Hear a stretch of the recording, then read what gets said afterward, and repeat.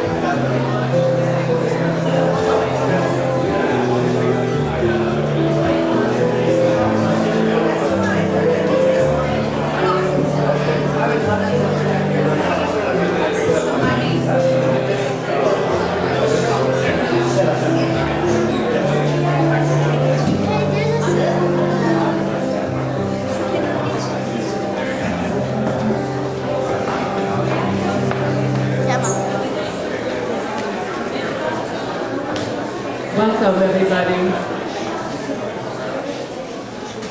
On behalf of Sir Khan, Wendy, and the rest of the Sahin family, we welcome you here today. So I invite you to just take a moment and turn within. And just find that place in your heart with a beautiful, happy moment of all the happiest moments that you have with Jim. And just let's wrap that love around and just know that that is the love that is Jim.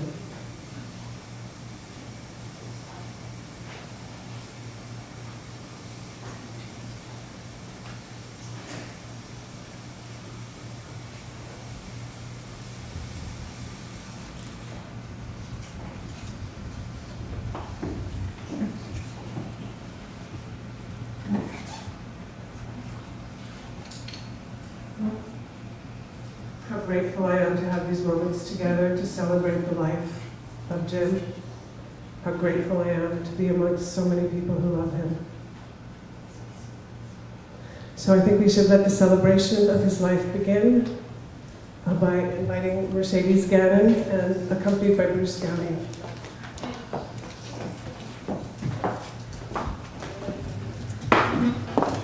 The most important thing that Jim and I shared was he had a shoulder pad for all of my heartbreak stories, and we both loved soccer.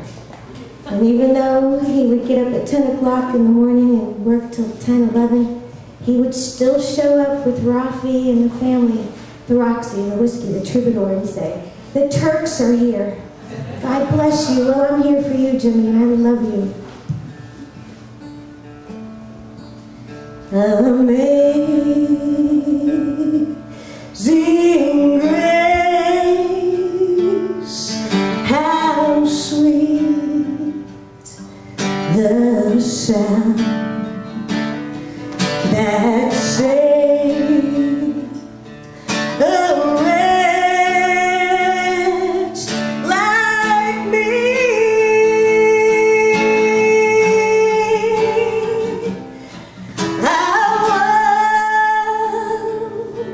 Was lost, but now I'm found. I'm blind, but now I see.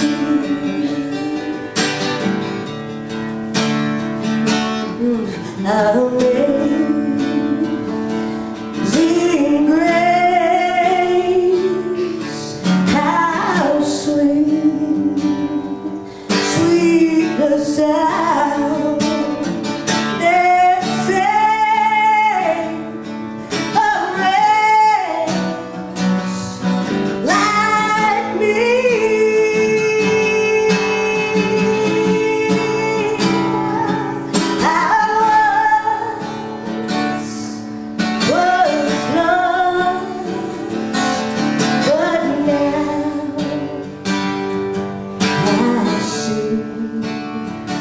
Raise your hands up for Jimmy and just say soccer.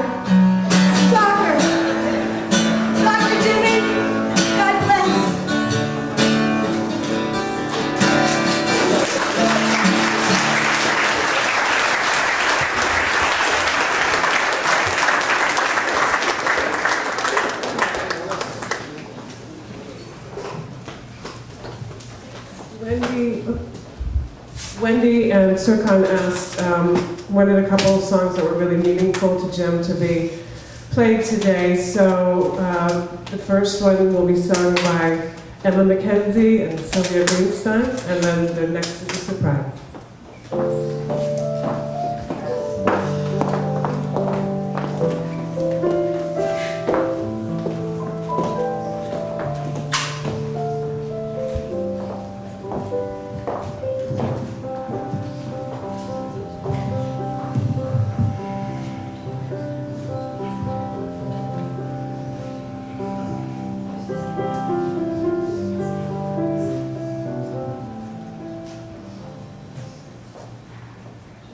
This is for Wendy and Jim.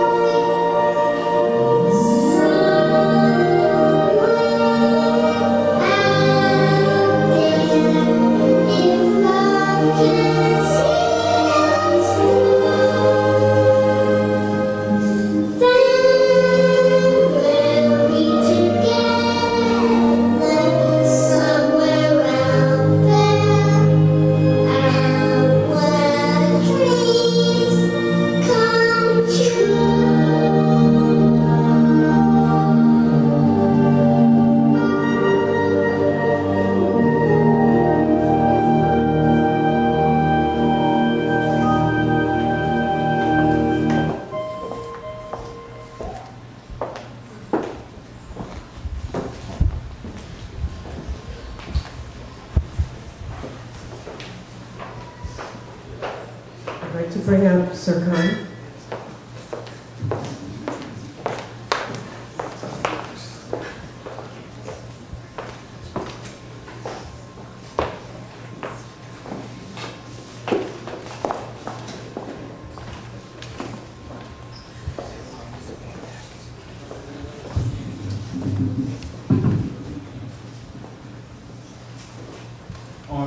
On behalf of my family and my father, thank you everyone for being here.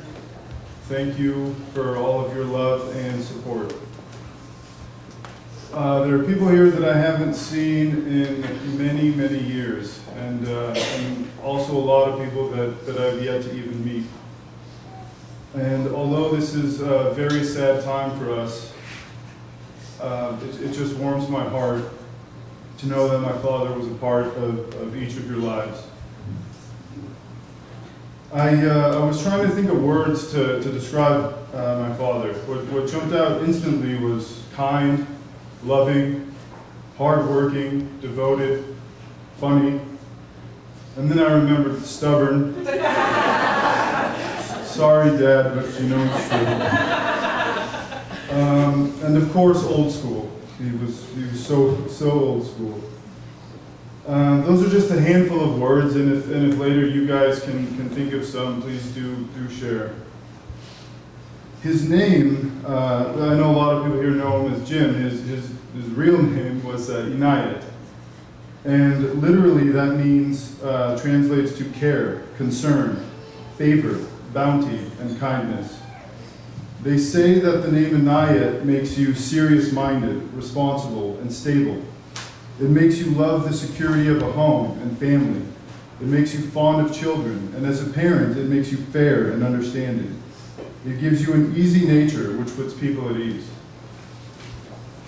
People are drawn to the name Inayet because they feel you are patient, kind, understanding, and responsive.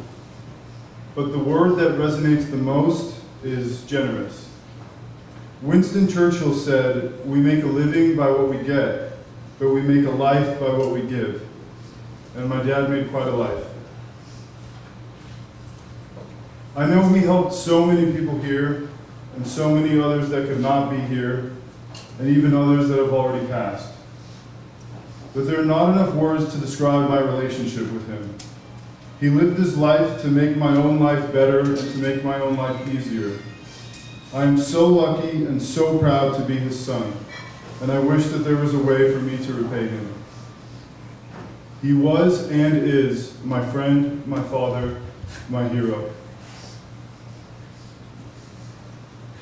I can only hope that one day I will be as wonderful a father as he was. He knows that I will strive to be. He was, of course, much more than my father. He was a cornerstone for so many people, a rock. He was a soccer player and a microbiologist. He was a chef, and not just in the kitchen. He fed us all and in any way that he could, by listening, by offering advice, or lending a hand, and yes, also by making tabbouleh. You could count on him. He did not judge, and he accepted people as they were. He saw the good in people and allowed us to make mistakes. No mistakes at al dente, but in life. He loved. He would rather that you were comfortable, or that you were full, or that you were happy. He was and is a brilliant soul, guiding the path of many. I don't mean to intentionally speak in terms of the past, because although his body is no longer with us, I know that his strong spirit is within me, and I know that it lives on in all of us. Briefly, I'd like to let everyone know how courageously he fought his disease. Every step of the way, he faced every challenge just so bravely with his head held high. And all the while, he was still making sure that he was taking care of his family, taking care of me, and taking care of al dente. I know that he'll be with me every moment of every day. A ray of sun, a breeze, a soccer ball, a drop of rain, the sound of rustling leaves, a twinkling star, or a chicken panini. Everything beautiful in this life will remind me of him.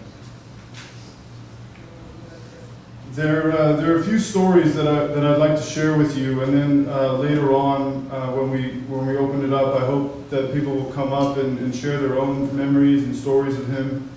I know that he would have wanted this to be a celebration of his life.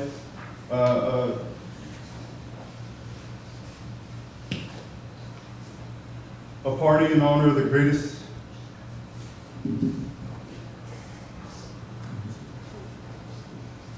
A party in honor of the greatest man I'll ever know. Okay, story time. First, does anybody in here work for Allstate Insurance Company? No? Good. So a lot of my friends will remember this story. It was junior year in high school. And all the adolescents in here, please don't do this. So I had his, you might see in the pictures, there's a red Chrysler LeBaron. He gave me that car, 1987 turbo, barely got on the freeway. It was a really hot day, and there was a break after school before football practice started. It was a Wednesday, we had night practice. And so, because it was so hot outside, sometimes when I take a corner a little fast, the car would sort of skid, sort of like they do on video games and things like that. And of course, I thought that was pretty cool. So we were doing that around the neighborhood, and then finally on the way to practice, in the car was Michael Schilling, who's back there, and I think Wiggins was back there. I don't know, McGee was in the car. I don't know who else was in the car, but there's just about 4 or 5 of us. And I was driving and, trying to decide if this would be the corner that I did the cool turn on, and it was a bad corner to choose. The car hit the curb just right at a 90-degree angle. Both tires popped. The engine hit the curb. It was a tall curb. The whole engine fell down. And I just, I had no idea what to do. All the neighbors ran out. Immediately, Wiggins said, the steering wheel locked, the steering wheel locked. This is an old car. Just tell everyone the steering wheel locked. So, of course, that's the story I went with. I called my dad. I said, Dad, I was driving and the steering wheel locked. And the car doesn't look too good. So he said, okay, you guys go to practice, do what you have to do, and I'll take care of it. So we went to practice. The coach I remember said, why are you guys late? We said, we were in an accident. He said, oh my God, are you guys okay? We said, yeah. He said, how about the other car? And I said, what other car? And anyways, we ended up having to practice that night. A couple of my friends were tackling dummies for the defense. And anyway, later on that day I get home and my dad tells me that he told the insurance company that he was driving. And that's just the kind of father he was. He didn't want me to have a point on my record or bad credit or anything like that. And then he said, son, did you learn your lesson? And I said, yeah. And that was pretty much it. Okay, another story. Sorry.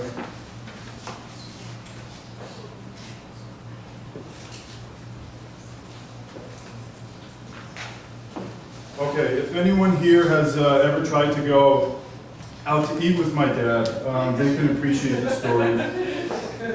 Any restaurant, no matter how good it was, how famous it was, he didn't get it, He didn't know why all those people weren't downstairs at all that day.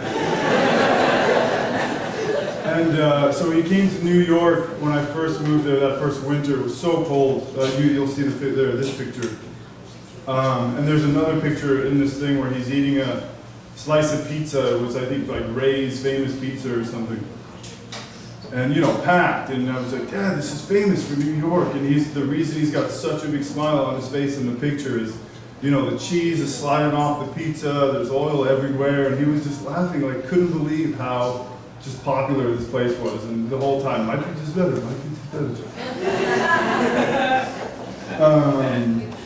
And then last, the story I wanted to tell was towards the end of his fight with his lung cancer. And again, those of you that knew his sort of sarcastic humor, and I don't know, you'll appreciate this. Wendy and I were in the doctor's office with my dad. We had just sort of been told that we were going to stop the trial and you know, start the hospice care, and Wendy and I were, you know, bawling, crying, and you know, my dad's like, "Why are you guys crying? Why are you guys crying?" Anyway, so the doctor, you know, we told the doctor the things that were bothering my dad, the symptoms, the appetite, the energy. And so he said, okay, so we'll give you some prednisone, you know, and this will help increase your energy and give you some appetite and make your shortness of breath better. And then, you know, all the while we're both crying, I'm trying to think of other things that my dad was complaining about, like he had a little bit of swelling here, and so I'm asking the doctor, you know, like, what about these other things? And Dad says, don't worry, the prednisone, it'll fix everything.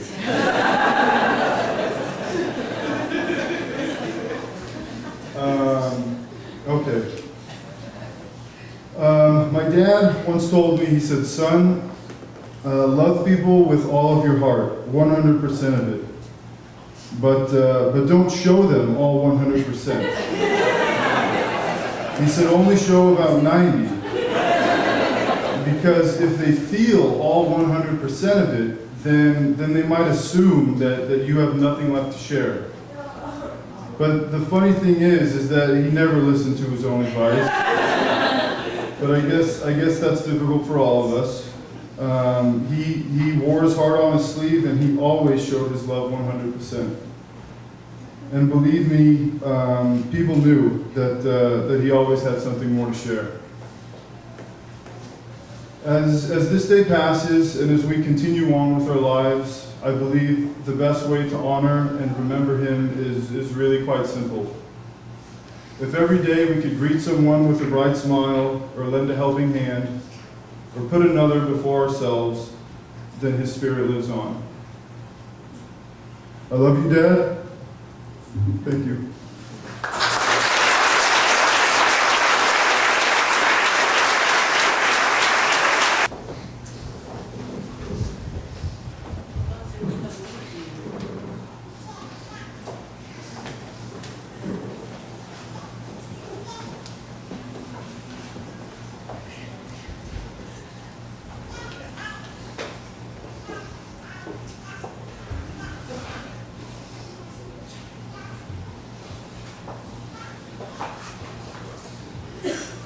I'd like to welcome Lisa Donahue.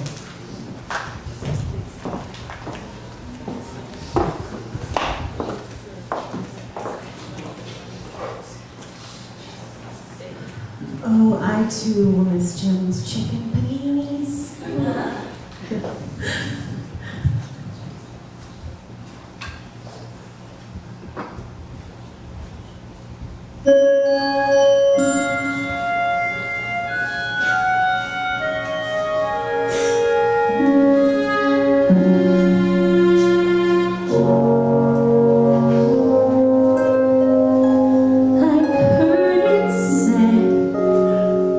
People come into our lives for a reason.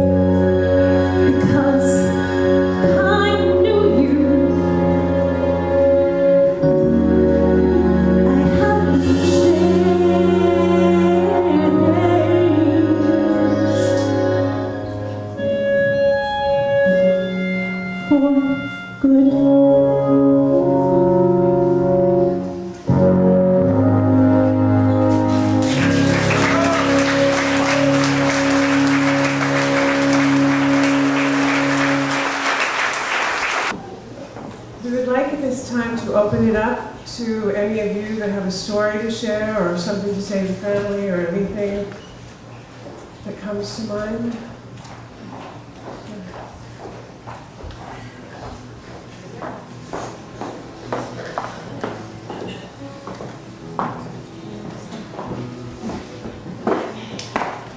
Okay, I gotta get through this one. So, I'm married to one of Jimmy's best friends. His name's Landa Somerville, and Jim was the first friend that I've ever met with Landa. And we drove down here, and I was from San Luis Obispo. And when Serkan said he's the most non-judgmental guy, he really was.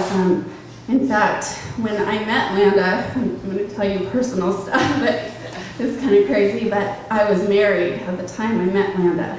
And he brought me down, and he's like, I met this girl, Jim, and like I'm in love with her. And Jim was like, all right, man, then you just go get her and you do it.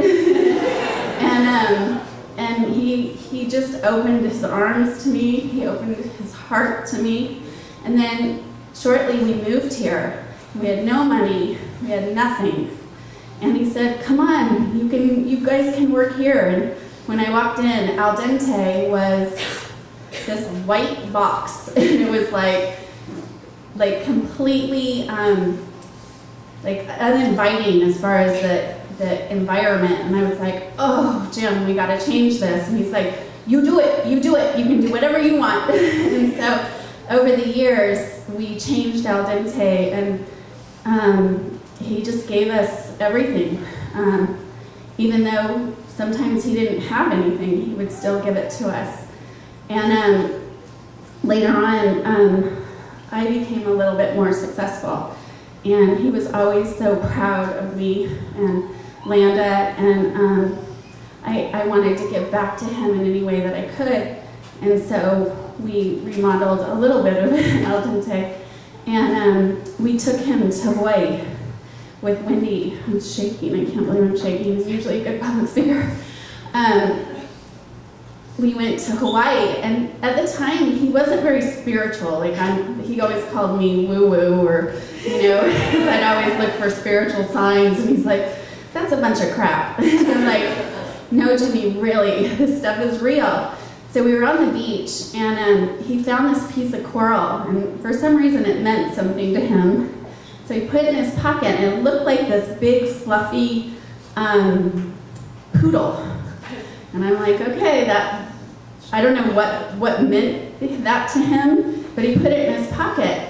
And not a half hour later, we were driving, and this huge, white, puffy poodle is walking down the road. And I was like, Jimmy, you see that? I said, that's a sign. And he was like, well, maybe you're right. So I made him do these meditation cards all the time, because I do them every morning. And we recently had a friend pass last week, so this has been a really hard week for our family. And it was a very, very close friend of Jimmy's too. And I made him and Jimmy do cards in the mornings. And little by little, he was like, this stuff is really true. So the day that Jimmy died, I pulled a card. Sorry, it's going to be hard. And I have to find the card. But it was exactly what Jimmy would say to us. And I knew it was him because it was the essence of him. Sorry, I have to find it. It wasn't, oh, here it is. So it was this card, and it says, feeling good. And it has a woman, and she's holding hearts. And it says, today, I will let go of my need to be in pain and suffer through crisis. I will ask God for assistance in moving quickly as possible through my sad feelings and problems. I ask for help in experiencing joy, peace, and gratitude every day. And I'll accept what's good in my life today. And I know Jimmy was saying that to me, And that's why I had to read it to all of you, because he would only want us to shed few tears today and celebrate his amazing life, because Jimmy is no longer in pain, and we shall bring his good feeling and his love across. So I just wanted to give you that, and this is from Jimmy. Times when we talked, and we talked about serious things such as eternal life. And, you know, I'm sorry, it's hard, I keep looking at him on the TV screen behind. But we talked about what eternal life really meant, and it was not something that you went to heaven sometime, and somebody up there was saying you lived a good life, or you didn't. You can come in or you don't. But eternal life was what we pass on to others. And that's what he did. He passed on to all of you the obligation to pass on his goodness to your loved ones and to everybody else that you know. That's what eternal life meant to Jim. And for that, you know, Jim, I love you and thank you.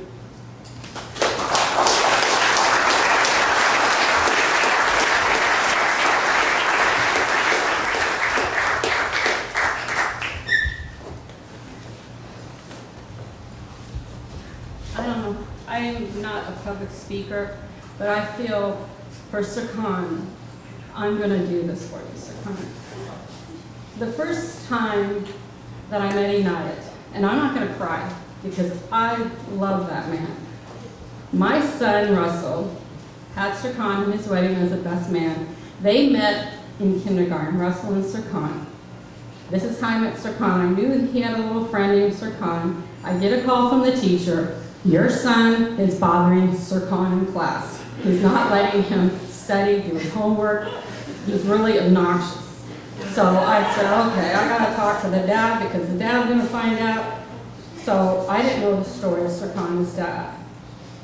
The first time I met Inayet, and I heard the story of Sahin about his mother. He doesn't have, you know, he's lost his mother. They're in kindergarten.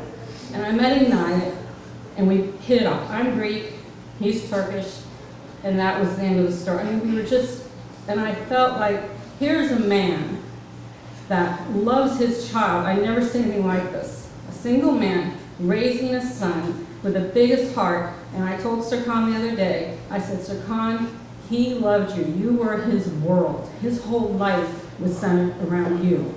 And you loved him, and you hung on to him. Like, I'd never seen that kind of father-son relationship. And everything Inayet did was for Sahin, and it was like, and we ended up moving one street away. We were looking at homes in Woodland Hills, and I think you were, I don't know, 8th grade, or 4th grade, that's where it was. And Sahin I became like, I wanted to care for him, and I was there for you guys, because I knew how hard your dad had it. And I knew he was opening a restaurant, and anytime your dad would say, can I leave Sahin with you? And I'm like, leave him. And you two, to the very end, you and Russell, and it'll just keep going on. And in high school and everything, I mean, these two used to fight in our house because my son would take his homework because he wanted to copy Sahin's homework. And, you know, my son wasn't the studious type, Sahin was. I mean, Sahin was like the perfect kid. We took him on vacation. I mean, he became part of our family, and anything I could do. But I've never seen a man with a bigger heart. And I thought, if this is how he's with his son, he has so much love to give to everybody. And let me tell you, you're blessed, but he is so blessed to have you too. And you carry that on, Sahin, and you have a good heart. I mean, we all do. And we all got to share part of that with Jim. And I'm not gonna cry and all that, because I love that man. When I think of Jim, I just think of happiness and the heart he has. So here's to Jim and his heart, and share it with everybody out there in the world.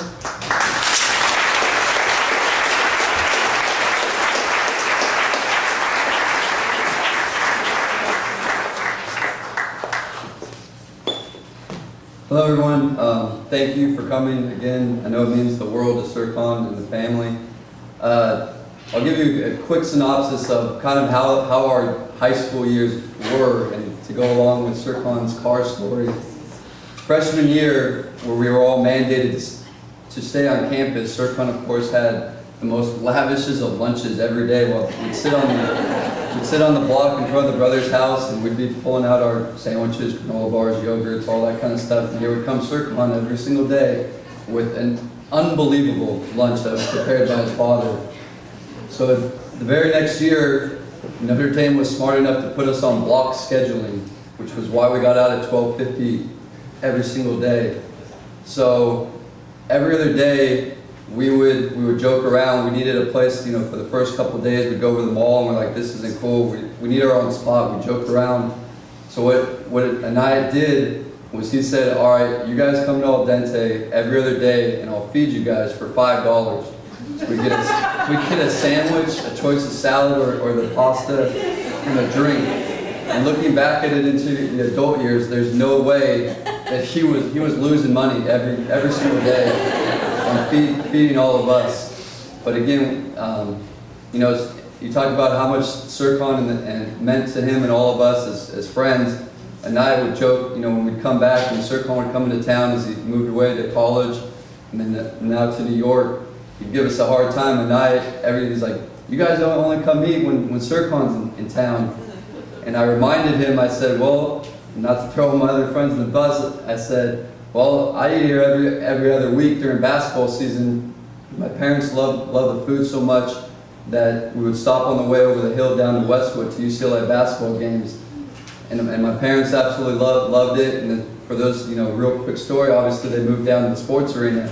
And the number one thing was, oh my goodness, Al Dente is not on the way to Westwood as it is down to the sports arena. But again, you know, and that meant the world to us all as Sir Khan's friends. He took us all in and shared his love. And you could, again, you know, when Sir Khan did come into town, it was you know, joy to get us all back together, and it was a very happy time for the family, for Inayet and Rafi. So thank you. I'm gonna try. I didn't plan to talk, but hopefully I can speak for some of the people and my friends at the salon. I met Jimmy 23 years ago. The first time I ever walked into the salon, and I worked for Paul, who had already been here, and Jimmy was one of the first businesses in this center. And to look back at 25 years later, that he's still one of the only businesses in this center. And I don't know how he made it or did it either, with all the free food that he gave us and supported us with, whether it was a party, whether it was a birthday, whether it was my partner's business shower or baby shower. Jimmy always took care of everything. I can't tell you, and his family knows, how many tabs we all had that Jimmy left. We had walls that were taped of tabs. For those of us that didn't have money, there was always a meal. I spent a lot of time talking with Jimmy, learning from Jimmy. All the words that Sir Khan used as the first words were my exact thoughts and words of your dad as well. I can't tell you how many conversations your dad and I had about you and the love that he had for you and what you meant to him. I know you know. But so much. We drove and took trips, overnighters, to Vegas. Jimmy loved to gamble, and so did I. So it'd be a Friday night, he'd finish up and say, come on, let's go. I'd say, all right, and we took off. We would stay up until we basically couldn't keep our eyes open anymore, and then drive home. So he had to be at work the next day. You know, there was nothing that was going to make him miss work. All I know is I love that man, and I always will. And one of the most generous people in the world. I do tell Wendy he as well shared his love for you more than ever with me. As we spoke and the times that we talked, about the things that you brought to him, the help that you gave him, and the way you turned that place around with him, and the support and love. I just hope you know that too. And as well, his family, all he ever cared about. Whoever came from Turkey was living there. The first time I went, I think it was me and Jimmy at the house. Then it became, I believe Rafi was the next one in. Then next thing I knew, Neji was living there. And it was the more the merrier. It didn't matter to him. Cousins came, people came. They just kept piling in. And then the next thing you know, they were all working at the restaurant. Everybody had a house and a job. So all I know is that I hope for all of you and myself as well, that I would like to honor Jimmy and El Dente and do the best we can to keep this going for him. That's what I hope.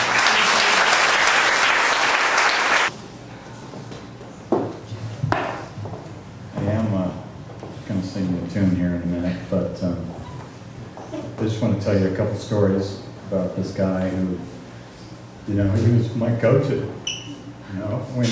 When anything good happened in my life, or when anything bad happened in my life, or you just wanted that warm, fuzzy feeling, you stopped by and you saw Jim. And he would make everything just a little bit better, I knew him as Jim, then he told me his name was Inayet. And I didn't know that was the meaning, which is absolutely beautiful because it describes him to a T. And then he told me his real good friends and old buddies called him Eno. And so I started calling him Eno for a while. And if you see the picture up on the screen, he's wearing the fur coat and he's kind of got the handlebar mustache and a little cigarette. That was Eno. He was always Eno to me. He was old school. He was the epitome of cool. And he taught me something every time we hung out. He had fatherly advice. He felt like a big brother at times. He was definitely as good of a friend as I will ever have in my life. And there are other times I felt like he was my kid. And I was like, Jim, don't do that. No, Jim, wait, stop over here. He was in the back seat of our car with my son, who is his godchild. He was the godfather of my son. He would always just like, pinch. Che would be doing something, his own thing, boom, pinch, start poking. I'd be like, will you guys stop it back there? He'd think that was the funniest thing. He loved stirring the pot.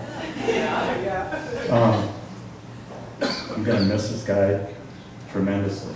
And before this day is over, I want to give respect to one of the strongest people I've ever met in my whole life. I think we've only spoken in 24 years, maybe like 5 English words together. But that is Mama Sahin, who's sitting right over here, who's absolutely beautiful at 93 years old, and she is the reason that the Sahin clan made it over here. A quick story on how Jim got here. Mama had 22 pregnancies. There was a span, 7 years, where one did not survive. And so the family sacrificed a goat and gave the goat meat to all the poor people. And the first year they did that, Jim was born. And every year they have done that. So for 67 years, they have been giving to the poor because of the blessing we got out of Jim.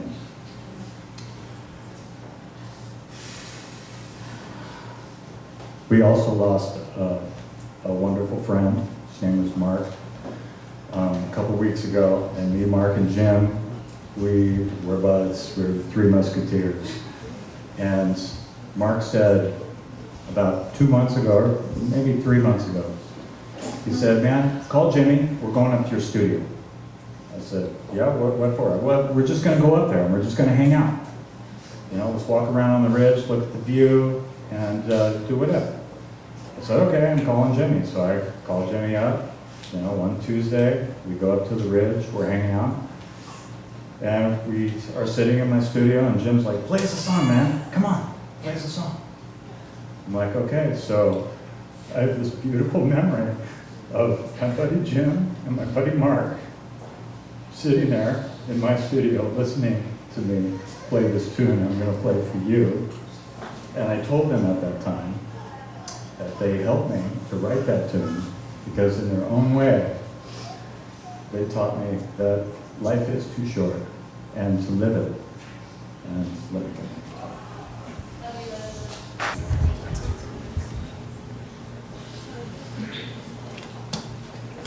Oh, another quick story before I start this, because this is great. This is the epitome of Jim being a total kid at heart. I mean, right up to the very end, and still now, I guarantee he's a kid at heart. We were on that trip in Hawaii, and it was the first full day. You know how it takes kind of a day or two to get in the swing of things. And we were drinking a beer longboard, and we were looking out to the water, and he was like, "Man, call your tattoo artist right now." And I'm like, "What are you talking about?" He's like, "I'm getting a tattoo." And I said, "What? You're not getting a tattoo." He's like, "I'm serious, man. Call him right now." He pulled up his shoulder. "I'm getting a tattoo right here."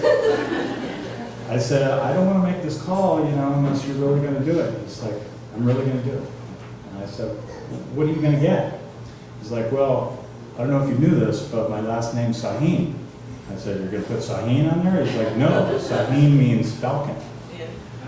So he wanted to put a falcon on his arm to symbolize his love for his family, which is what Jimmy was all about. He taught me the art of self-sacrifice and family #1. All of you are his extended family. I like to think that he's now free like that falcon. This song is called Life's Too Short.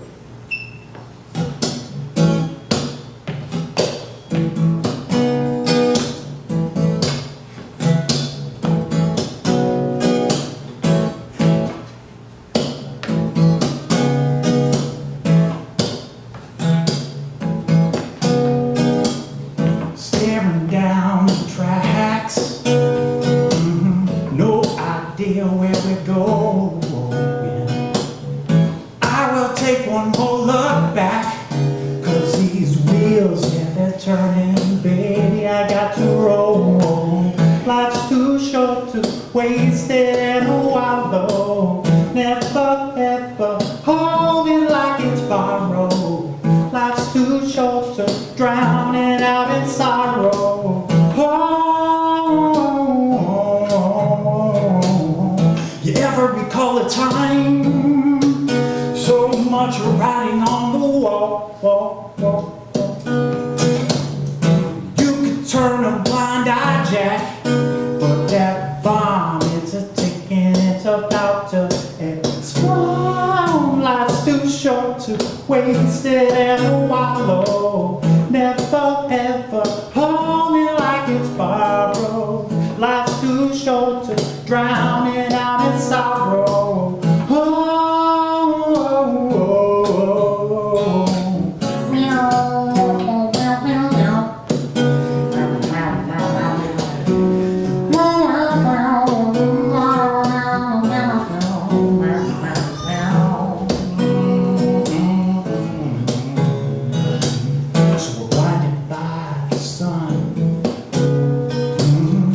Raising all the leaves. Yeah, it's the sun that brings us back. It's the sun that, baby, gets us and gives us relief. Life's too short to waste it and wallow. Never ever hold it like it's borrowed. Life's too short to drown it out in sorrow.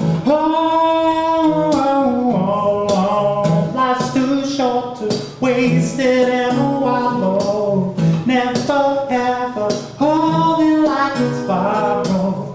Life's too short to drown it out in sorrow.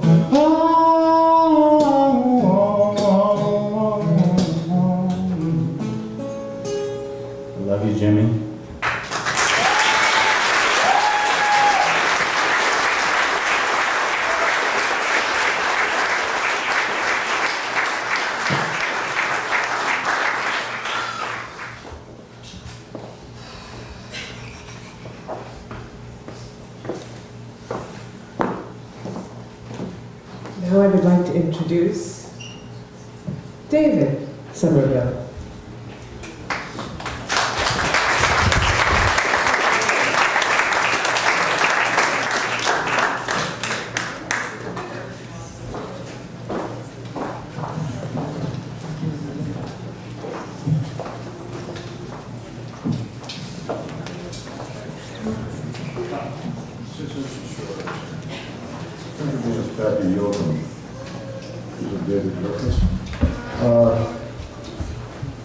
Well, it's a sad afternoon here. I'm sure Jim wouldn't have liked to think it was quite so sad. So I have something that's a little bit irreverent. It is a love song. It's a song without which Jim and I probably never would have met. And there's a part in it for you. Okay? Let me hear this. Come on. That's pitiful. One more time. Here we go. You might know where it is it comes in. I hope so. Otherwise, don't sing it. Okay? This song is called "Little Darling," and just going to go ahead and do it. Boom.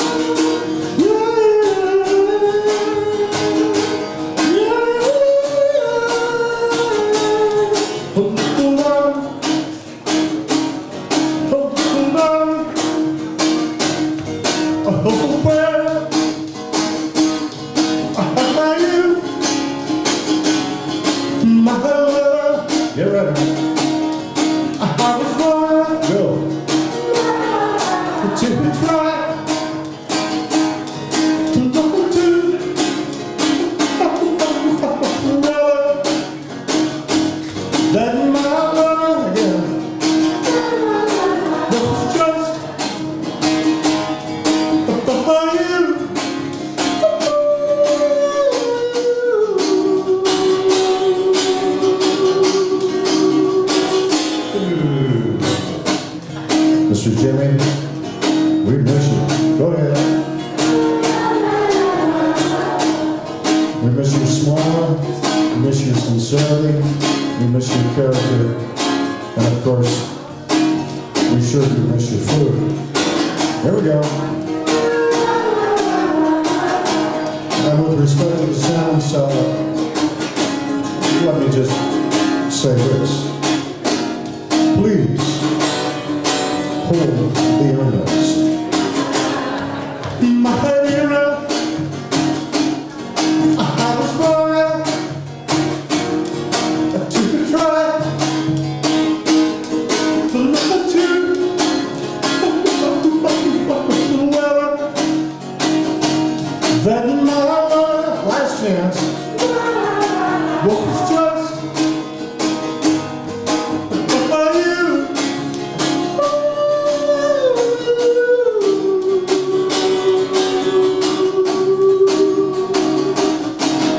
Thank you, Jimmy.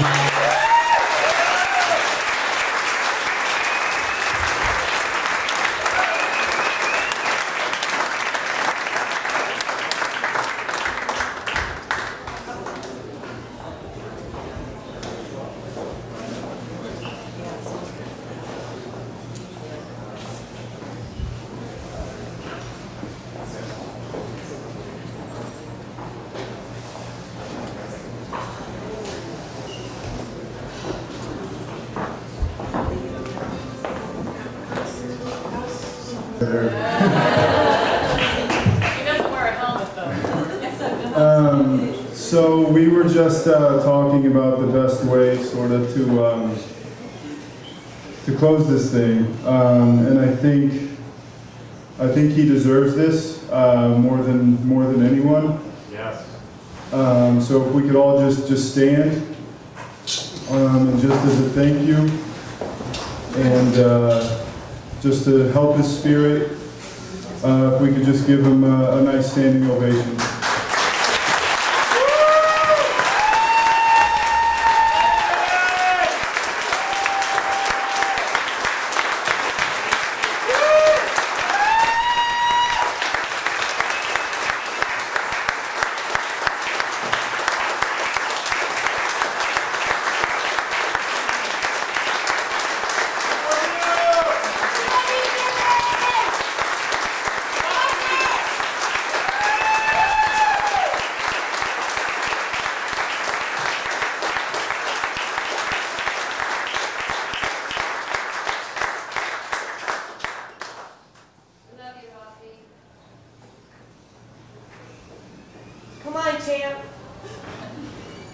Jim, you still in this world. You spent this all around us. You are more than brother, as a father too. You are always controlling, watching us. You saved me from so many things.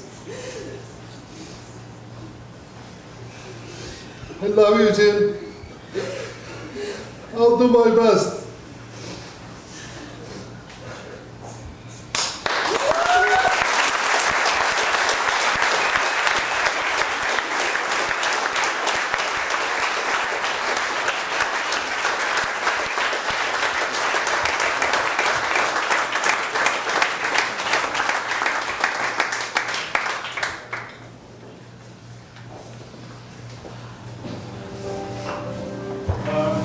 So that's it in terms of the production, but as Gwen said, please enjoy some beverages and some food, and let's hang out. Thank you.